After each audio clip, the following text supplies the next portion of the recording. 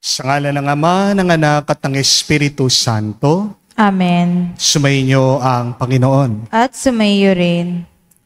Mga kapatid, anong ibibigay mo para magkaroon ka lang ng pera at kayamanan? Maaaring ang isasagot ng iba sa inyo ay lahat. Mag-ingat kayo, kapatid. Kapag handa mong ibigay ang lahat para lang magkapera ka, ibig sabihin, ang sinasamba mo na ay ang pera at kayamanan. Dahil ang mabuting balita, kung ibibigay mo ang lahat sa Diyos, hindi lang lahat ang ibibigay ng Diyos sa iyo, higit pa. Yan naman, aminin natin ang mga pagkakataon, pinagpalit natin ang Diyos para lang tayo ay magkaroon ng pera. Nakalimutan natin ang ating dangal, ang ating kaluluwa, para lang tayo ay magkaroon ng kayamanan. Sa mga pagkakataon na walang inasam ang ating puso, hindi lang sa mga material na bagay, tayo magpakumbaba, hilingin natin muli ang awat pagpapatawad ng Diyos para makita tayong muli karapat-dapat makatanggap sa mga banal na misteryo. Inaamin ko Sa makapangyarihang Diyos at sa inyo mga kapatid, na lubha akong nagkasala sa isip, sa salita, sa gawa, at sa aking pagkukulang. Kaya isinasamo ko sa mahal na Birheng Maria, sa lahat ng mga anghel at mga banal, at sa inyo mga kapatid na ako'y ipanalangin sa Panginoong ating Diyos. kaawaan tayo na makapangyarihang Diyos. Patawarin tayo sa ating mga kasalanan. Patnubayan tayo sa buhay na walang hanggan. Amen. Panginoon, kaawaan mo kami. Panginoon, kaawaan mo kami. Kristo, kaawaan mo kami. Kristo, kaawaan mo kami. Panginoon, kaawaan mo kami. Panginoon, kaawaan mo kami. Manalangin tayo. Ama naming makapangyarihan, lingid sa aming paningin ang mga inihanda mo para sa mga nagmamahal sa iyo. Padaluyin mo sa amin ang agos ng iyong pag-ibig upang sa pagmamahal namin sa iyo ng higit, makamtan namin ng iyong mga pangakong di malirip, na hindi pa sumasagi sa isip namin o panaginip. Niluluhog namin ito sa pamagitan ng Jesucristo, kasama ng Espiritu Santo, magpa sa walang hanggan. Amen.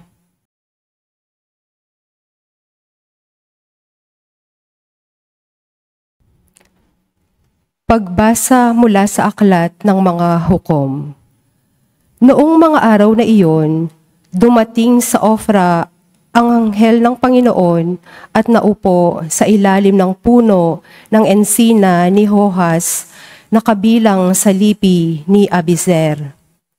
Si Gedeon, anak ni Ohas, ay kasalukuyang gumigiik noon ng trigo sa pisaan ng ubas. Patago ang kanyang pag-iik at baka siya makita ng mga Madyanita. Nilapitan siya ng anghel ng Panginoon at sinabi sa kanya, "Sumasa iyo ang Panginoon, matapang na bayani." Sumagot si Gedeon, "Bakit ganito ang pamumuhay namin kung sumasa amin ang Panginoon? Bakit wala siyang ginagawang kababalaghan ngayon tulad noong ialis niya sa Ehipto ang aming mga ninuno, ayon na rin sa kwento nila sa amin? Kami pinabayaan na ng Panginoon. Kung hindi ay bakit natitiis niya kaming pahirapan ng mga Madyanitang ito?" Sinabi sa kanya ng Panginoon, "Lumakad ka at gamitin mo ang buong lakas mo sa pagliligtas sa Israel." Sumagot si Gedeon, "Paano ko may liligtas ang Israel? Ang aming sambayanan ang pinakamaliit sa lipi ni Manases, at ako naman ang pinakamahina sa amin." Sinabi sa kanya ng Panginoon, "May liligtas mo ang Israel pagkat tutulungan kita." Lulupigin mo ang mga madyanitang ito na para ka lang pumatay ng isang tao. Sumagot si Gedeon, kung ako, Panginoon, ay talagang kalugod-lugod sa inyo, bigyan ninyo ako ng palatandaan, kayo nga ang naguutos sa akin. Huwag muna kayong umalis at ahinan ko kayo ng pagkaing handog. Hihintayin kita, sagot ng Panginoon. Lumakad na nga si Gedeon. Nagluto siya ng isang batang kambing at isang takal na harinang walang lebadura. Pagkaluto, inilagay niya ito sa basket at naglagay ng sabaw sa isang palayok. Inihahin niya ito sa anghel ng Panginoon sa ilalim ng punong ensina. Sinabi sa kanya ng anghel, ipatong mo sa malaking batong iyan ang karne at ang tinapay. Pagkatapos, busan mo ng sabaw. Gayon nga ang ginawa ni Gedeon. Ang pagkain ay sinaling ng anghel sa pamamagitan ng tungkod. Nagkaroon ng apoy at nasunog ang handog. At biglang nawala ang anghel. Noon naniwala si Gedeon ang anghel nga ng Panginoon ang nakausap niya. Dahil dito, kinalabutan siya sa takot at nanginginig na nagsalita, Diyos ko, nakita ko ng mukhahan ng anghel ng Panginoon. Ngunit sinabi sa kanya ng Panginoon, huwag kang matakot, hindi ka maaano. At si Gedeon ay nagtayo roon ng isang altar na tinawag niyang ang Panginoon ay kapayapaan, Panginoon Salom. Ang salita ng Diyos. Salamat sa Diyos. Ang puoy nagsasalita na bayan niya'y papayapa. Ang puoy nagsasalita na bayan niya'y papayapa. Aking naririnig magmula sa poon ang sinasalita. Sinasabi niyang ang mga lingkod niya'y magiging payapa kung mangangagsisi at di na babalik sa gawang masama. Ang puoy nagsasalita na bayan niya'y papayapa. Ang pagtatapatan at pag-iibigay magdadaop palad, ang kapayapaan at ang katwiray magsasamang ganap. Sa balat ng lupay, pawang mag-aari, yaong pagtatapat at ang katarungan na may maghahari mula sa itaas. Ang puoy nagsasalita na bayan niya'y papayapa. Gagawing maunlad ng Panginoong Diyos itong ating buhay. Ang mga halaman sa ating lupay bubungang mainam. Sa harapan niya, yaong maghahari pawang katarungan, magiging payapat susunod ang madla sa kanyang daan. Ang puoy nagsasalita na bayan niya'y papayapa.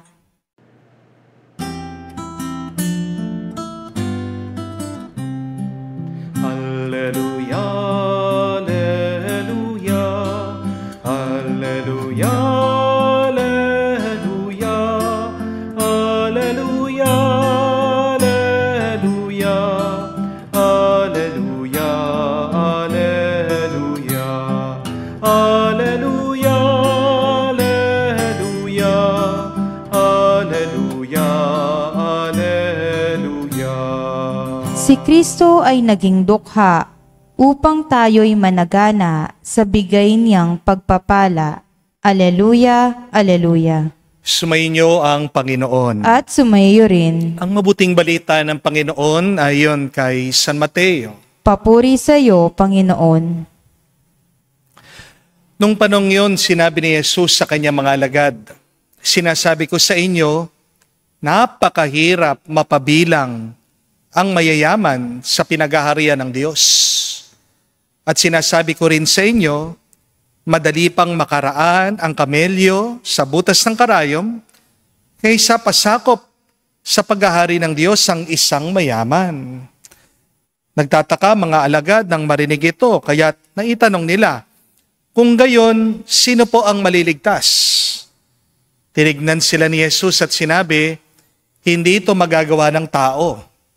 Ngunit magagawa ng Diyos ang lahat ng bagay. At nagsalita si Pedro, tingnan niyo po, iniwan namin ang lahat at kami sumunod sa inyo. Ano po naman ang para sa amin? Sinabi sa kanila ni Jesus, tandaan ninyo ito kapag nakaluklok na ang anak ng tao sa kanyang marangal na trono sa bagong daigdig. Kayong mga sumunod sa akin ay luluklok din sa 12 trono upang hukuman ang 12 lipi ng Israel. At ang sino mang magtiis na iwan ang tahanan, mga kapatid na lalaki at babae, ama, ina, mga anak o mga lupaing alang-alang sa akin, ay tatanggap na makasaandaang ibayo at ipagkakalob ng buhay na walang hanggan. Ngunit maraming una ang magiging huli at maraming huli ang magiging una. Mga kapatid, ang mabuting balita ng ating Panginoon. Pinupuri ka namin, Panginoong Hesukristo. Magandang araw po muli sa inyong lahat. Alam niyo po ba sa France, lalong-lalo na sa Paris, nakalak po yung mga bintana ng mga matataas na bahay o gusali. Bakit? 2 dahilan. Una, para daw hindi sila pasukan ng mga magnanakaw. Obviously, kailangan mag-lock ng mga bintana. Pero ang pangalawang dahilan, bakit palaging nakalak ang mga bintana, ito po. Para hindi tumalon yung mga gustong magpakamatay. Noong pong 2022, may naitala po silang 9,200 suicide cases doon po sa France. Nakakapagtaka po ito kasi considering napakabuti, napakabait ng gobyerno doon sa France. Kapag wala pong trabaho ang tao, sustentado sila ng gobyerno. Mandatory po ang pagpapahinga. Hindi pwedeng istorbohin ang empleyado kapag siya'y nakabakasyon. Pero tingnan nyo na po, kahit na provided na lahat sa kanila, bakit meron pa ring tao ang gustong magpakamatay?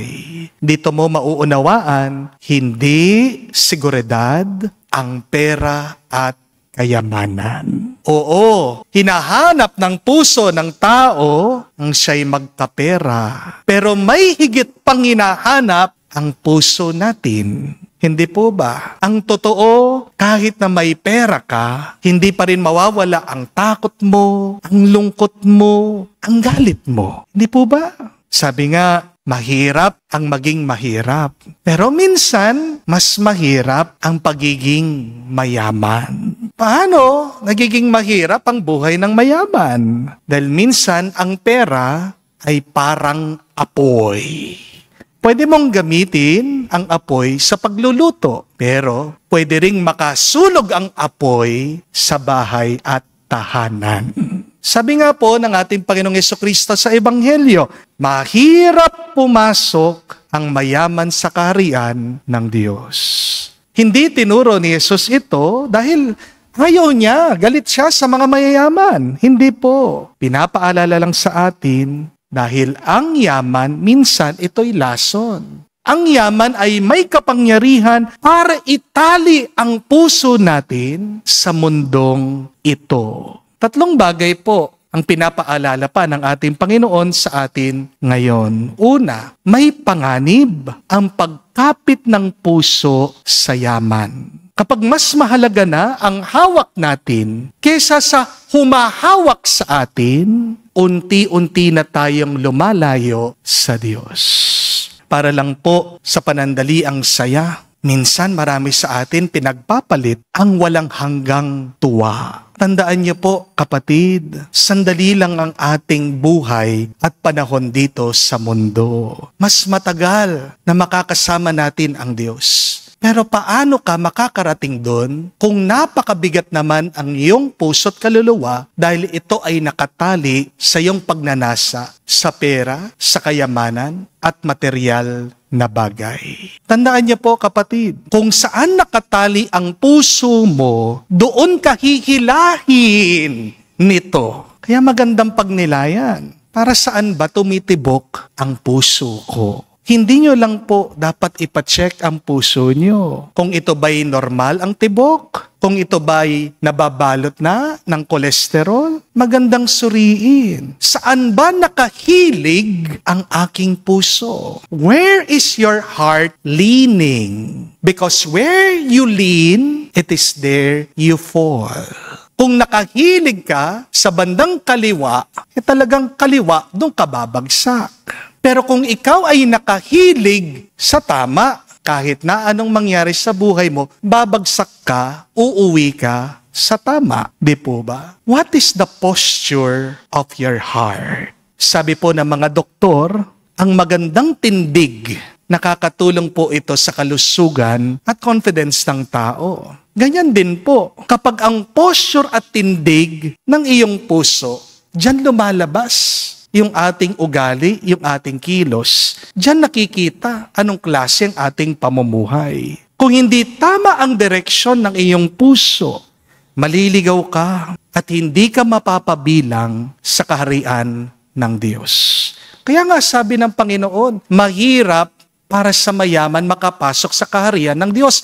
Buti pa nga ang kamelyo makakapasok sa butas ng karayom. Paano ka makakapagpasok doon sa butas ng karayom? Kung alam mo itong i-shoot, kung focus ka, di po ba? Magandang tanong, focus ba ako? Nakatingin ba ako sa Diyos? Kasi kung nasan ka nakatuon, doon ka tutungo. Pero pangalawa, hindi mahalaga kung ano ang tingin ng iba sa iyo. Ang mas mahalaga ay kung ano ang tingin ng Diyos sa iyo. Meron po mga ibang tao, kaya gustong magkaroon ng pera kasi gusto nilang respetuhin sila, galangin sila, pansinin sila. Dahil totoo naman po, minsan di po ba? Kapag wala kang pera, wala kang kwenta. May kakilala po akong mayaman. Kwento niya sa akin pag pumupunta siya sa mall. Ang sinusuot lang po niya, tsinelas, naka-short lang po siya at white t-shirt para po hindi siya hold upin. At pag siya'y nagtatanong sa mga sales lady, dahil po sa kanyang itsura, kala nila dukha siya. Minsan hindi siya pinapansin. Ang hindi lang po nila alam, kahit na simple ang kanyang suot, pag naglabas po siya ng pera, wala siyang pitaka dahil naka-rubber band ang makapal niyang pera. Mag-iiba talaga ang tingin ng ibang tao sa iyo kapag mayaman ka. Pero tandaan niyo po ito, hindi naman ang laman ng bulsa natin ang tinitignan ng Diyos. Baka makalimutan natin, kapatid, hindi naman ang ibang tao ang dapat nating i-please. Hindi po ba? Dahil kahit anong gawin mo minsan, hindi mo mapiplease at mapapasaya ang lahat ng tao. Oo, maaaring respetuhin ka ng ibang tao ngayon dahil meron kang naibibigay sa kanila. Pero magbabago at magbabago pa rin ang tingin at trato nila sa iyo. Pero ang Diyos, may pera man tayo o wala, hindi yon ang mahalaga sa Kanya. Ang mahalaga sa Diyos ay yung mahal niya tayo. Ang Diyos mahal ka niya dahil siya'y pagmamahal. Hindi kailangan ng dahilan ng Diyos para ikaw ay mahalin. Sana matuto tayo sa ugali ng Diyos. Bakit ba gusto mo ang ibang tao? Bakit ba mahal mo sila? Dahil may nahihita ka sa kanila? Dahil ba pinakikinamakan mo sila? Ang kapatid, mas masarap na magmahal na walang dahilan kung hindi lang ang pagmamahal. Naway alisin mo sa iyong puso, magnasa ng pera para lang maramdaman mo ikaw ay mahalaga. Mahalaga ka, kapatid. May pera ka man o wala. Paniwalaan mo yan, magiging masaya ka, magiging payapa ka. Pero panghuli, ang pagpapala ay hindi lang para sa iyo, kundi para sa iba. Hindi po masama ang maging mayaman, pero mali kung ikaw lang ang nakikinabang. Ang yaman ay pinagkatiwala lang sa iyo para magpakain, magpagaling, magturo, magbigay ng pag-asa sa iba. Sabi nga po ni Jesus, ang lahat na nag-iwan para sa Kanya ay tatanggap daw po ng 100 ulit at buhay na walang hanggan. Kaya nga mga kapatid, ang tunay na gantimpala ay nasa pagbibigay, hindi sa iipon.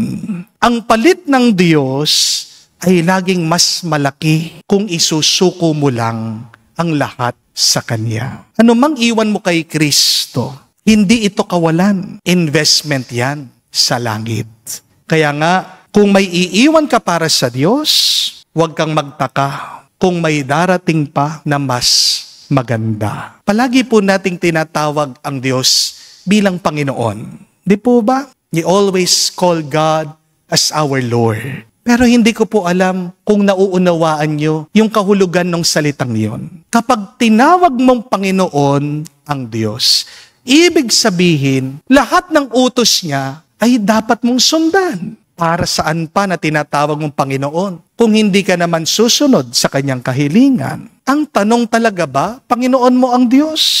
If you call God as your Lord, then you follow God's command. At ano po ang utos ng Diyos sa atin? Huwag kang matakaw. Huwag kang ganid. Huwag kang maging in love sa pera, sa kayamanan. Kung talagang Panginoon mo ang Diyos, unahin mo ang Diyos palagi. Kung gusto mong malaman kung sino ang iyong amo o Panginoon, tignan mo sino o ano ang iyong inuuna. Ang tanong, inuuna mo ba ang Diyos? Kung uunahin mo ang Diyos, ang mabuting balita, uunahin ng Diyos ang iyong pangangailangan at higit pa ang ipagkakalob niya sa iyo. Kapag dumating na ang oras na walang-wala ka na, kapatid, diyan mo mauunawaan. Wala naman talagang ibang kailangan ang buhay mo kung hindi tanging ang Diyos lang. Na kapatid, huwag mong hayaan na mapuno ang iyong bulsa, pero maging ubos naman ang iyong kaluluwa. Dahil pagkatapos ng buhay na ito, ano ang maglalakbay at haharap sa Diyos? Hindi ang bank account mo, hindi ang pitaka mo, o hindi ang iyong kaluluwa. Mga kapatid, tayo'y magpatulong sa Diyos na maging malaya sa anumang pagnanasa sa pera at kayamanan para tayo ay maging mas masaya, mas payapa. Amen. Tumayo po tayo. Alay po natin sa Diyos ang ating mga dasal at panalangin at ating sabihin, Panginoon, dinggin mo kami. Panginoon, dinggin mo kami. Ang simbahan naway magbigay saksi sa halaga ng makalangit na kaharian. Manalangin tayo sa Panginoon. Panginoon, dinggin mo kami. Ang mauunlad na bansa naway magbahagi ng kanilang likas na yaman sa mga may hirap na bansa at huwag nila silang pagsamantalahan. Manalangin tayo sa Panginoon. Panginoon, dinggin mo kami. Ang mga Kristiyanong namumuhay sa karangyaan naway maging matalino sa paggamit ng kanilang kayamanan ayon sa diwa ng pagbabahagi at pagmamahal. Manalangin tayo sa Panginoon. Panginoon, dinggin mo kami. Sa katahimikan po ng ating puso, banggitin natin, sabihin sa Diyos ang ating mga personal na pangangailangan. Ama naming nasa langit, pakinggan mo ang mithiin ng iyong bayan, mapuno nawa kami ng karunungan ni Jesus, siyang nabubuhay at naghahari, kasama mo't ng Banal na Espiritu magpa sa walang hanggan. Amen.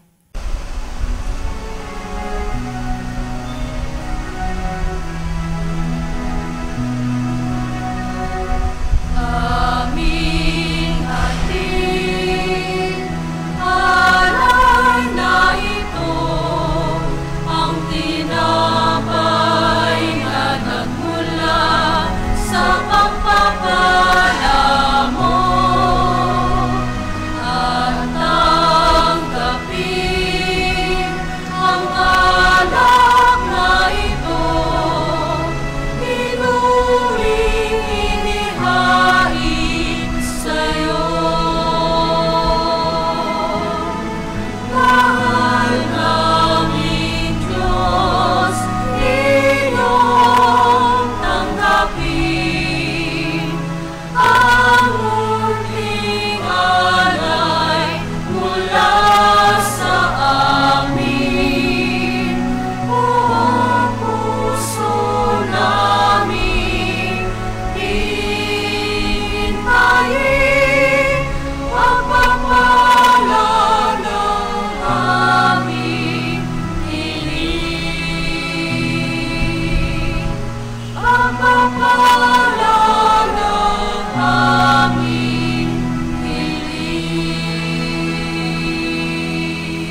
Manalangin kayo mga kapatid para ng ating mapaghahain ay kalugdan ng Diyos amang makapangyarihan. Tanggapin nawa ng Panginoon itong paghahain sa iyong mga kamay sa kapurihan niya at karangalan, sa ating kapakinabangan at sa buong sambayanan niyang banal. Ama naming lumikha, tanggapin mo ang mga alay upang maganap ang pagpapalitan ng iyong kaloob at ng aming handog. Sa aming paghahain na iyo ring binigay para kami maging marapat na iyong paunlakan. Sa pamagitan ni Jesucristo kasama ng Espiritu Santo, magpasawalang hanggan. Amen. Sumainyo ang Panginoon. At sumainyo rin. Itaas sa Diyos sa inyong mga puso at diwa. Itinaas na namin sa Panginoon. Pasalamatan natin ang Panginoong ating Diyos. Marapat na siya ay pasalamatan. Ama naming makapangyarihan, tunay nga marapat ikaw ang aming pasalamatan. Sa iyong paglingap at kagandaang loob, ang tao'y nilikha mong pinangasiwaan sa sansinukob. Sa hangad mong siya'y iwastong lubos, siya'y pinagdusa mo sa kanyang pagtalikod. Sa iyong paggiliw, iyong pinahintulot, ang makabalik siya sa pamagitan ni Kristo Jesus. Kaya kaisa namang hilig sisiawit ng papuri sa iyo. Nang walang humpay sa kalangitan kami nagbubunyi sa iyong kadakilaan.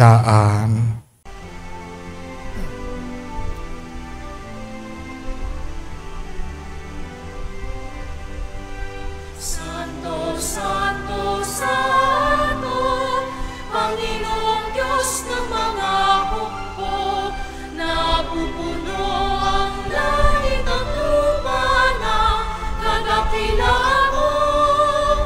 Hosana, Hosana, sa kaitaasan, pinagpala ang naparirito sa ngalan ng Panginoon. Hosana, Hosana, sa kaitaasan. Hosana, Hosana, sa kaitaasan.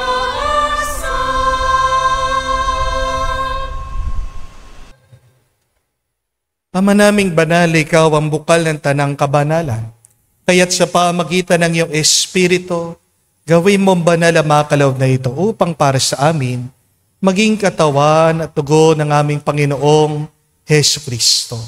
Bago niya pinagtiis ang kusang loob na maging handog, hinawakan niyang tinapay, pinasalamatan kanya. Pinaghati-hati niya iyon, inabot sa kanya malagad at sinabi, "Tanggapin ninyong lahat ito at kanin. Ito ang aking katawan na ihahandog para sa inyo."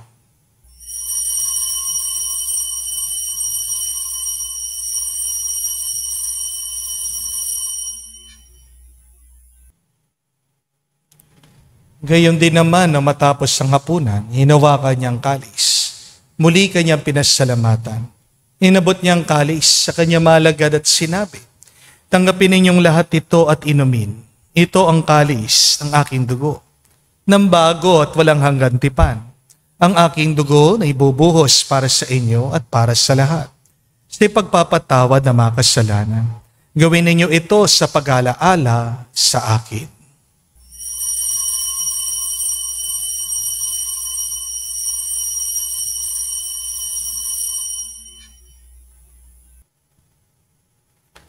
Ang misteryo ng pananampalataya.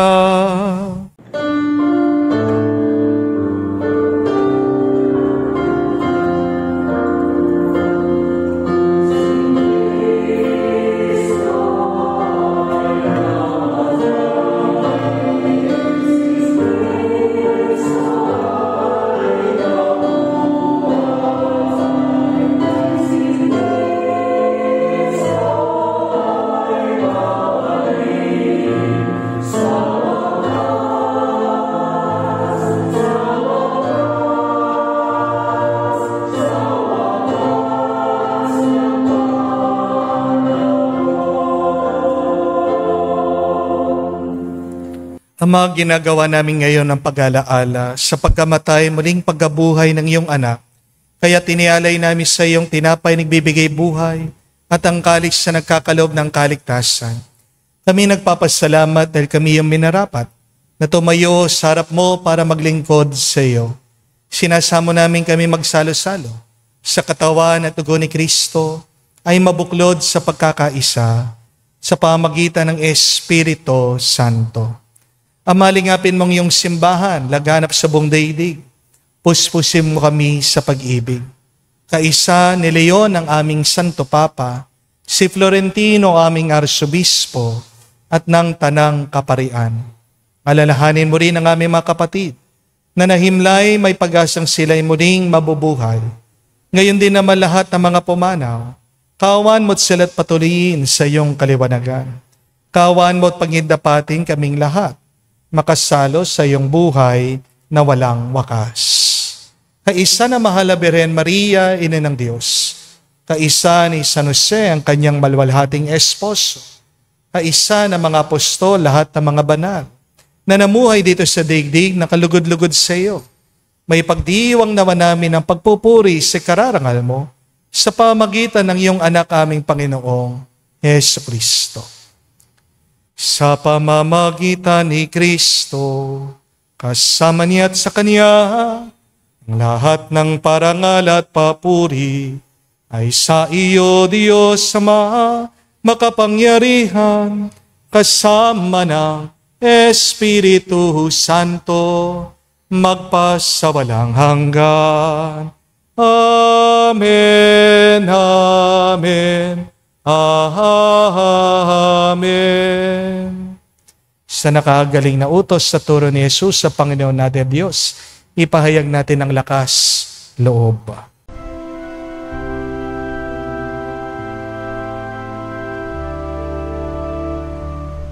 Ama namin, sumasalangit ka, sambahin ang ngalan mo, mapasa amin ang kaharian mo, sundin ang loob mo dito sa lupa, para lang sa langit. Bigyan mo kami ngayon ng aming kakanin sa araw-araw, at patawarin mo kami sa aming mga sala, para ng pagpapatawad namin sa nagkakasala sa amin. At huwag mo kaming ipahintulot sa tukso, at iadya mo kami sa lahat ng masama. Hinihiling namin kami at Diyos sa lahat na masama, pagkalooban ng kapayapaan araw-araw, ligtas sa kasalanan, ilayo sa lahat ng kapahamakan, samantalang aming pinanabikan ang dakilang araw ng pagpapahayag ng tagapagligtas naming si Hesus Kristo. Sapagkat iyo ang kaharian at ang kapangyarihan at ang kapurihan magpakailanman. Amen. Panginoong Hesus Kristo, sinabi mo sa mga apostol, kapayapaan ang iniwan ko sa inyo. Ang aking kapayapaan binibigay ko sa inyo. Tunghayan mo ang aming pananampalataya at huwag ang aming pagkakasala. Pagkalooban mo kami ng kapayapaan at pagkakaisa ayon sa iyong kalooban, kasama ng Espiritu Santo, magpa sa walang hanggan. Amen. Kapayapaan ng Panginoon ay laging sumainyo. At sumainyo rin. Magbigayan po tayo ng kapayapaan sa bawat isa. Peace with you po.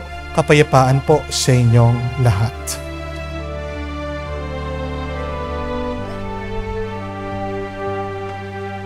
Kordero ng Diyos na nag-aalis ng mga kasalanan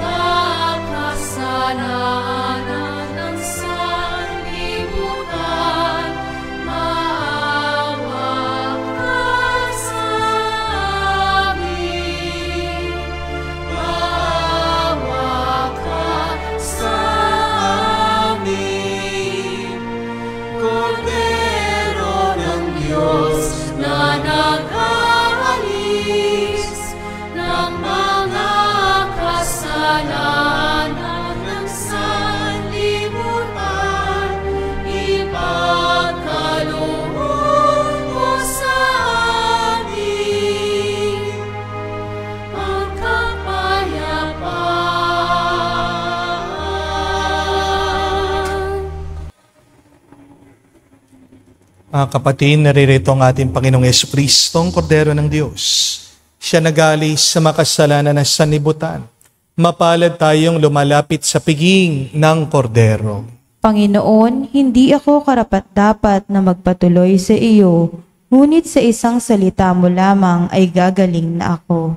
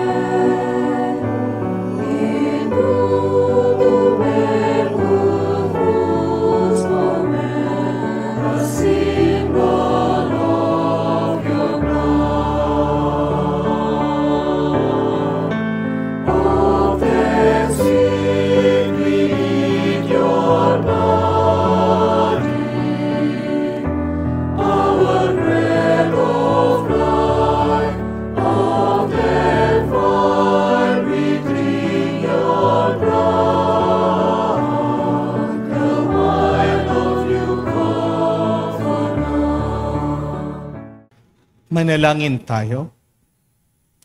Ama naming mapagmahal, sa banal na pakikinabang, si Kristo'y aming pinagsaluhan.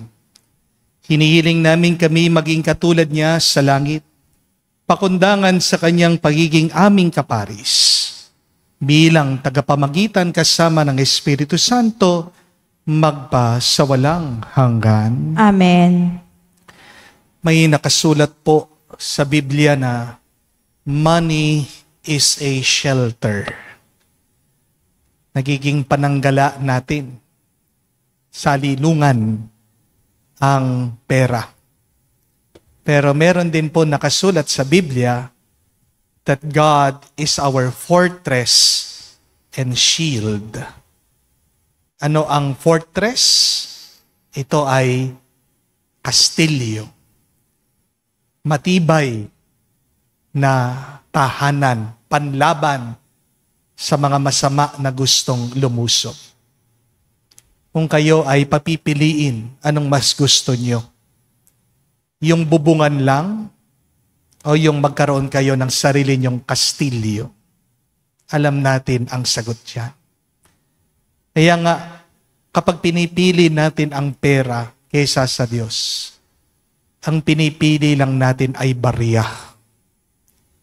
Pero pag pinili mo ang Diyos, higit pa, mas marami pa, umaapaw ang iyong tatanggapin. Kaya naman, sa araw na ito, muli nating ipangako ang ating sarili sa Diyos. My everything, O Lord, to you. Give up everything to the Lord. Hindi ibig sabihin, walang-wala ka, wala ka na. Dahil kapag nawala na ang lahat, isa na lang ang natitira sa iyo, ang Diyos. Dahil kapag ang Diyos ang nawala, pati ang buhay mo, wala na rin. Kaya magpasalamat ka ngayon. Kahit na kakaunti, korampot ang iyong pera, marami kang utang, basta't nandyan pa rin ang Diyos, may pag-asa pa rin. Sumainyo ang Panginoon. At sumainyo rin. At kayo'y basbasan ng Diyos, makapangyarihan sa lahat. Sa ngalan ng Ama, ng Anak, ng Espiritu Santo. Amen. Ang ating misa ay natapos na. Humayo kayo sa kapayapaan ni Kristo. Salamat sa Diyos.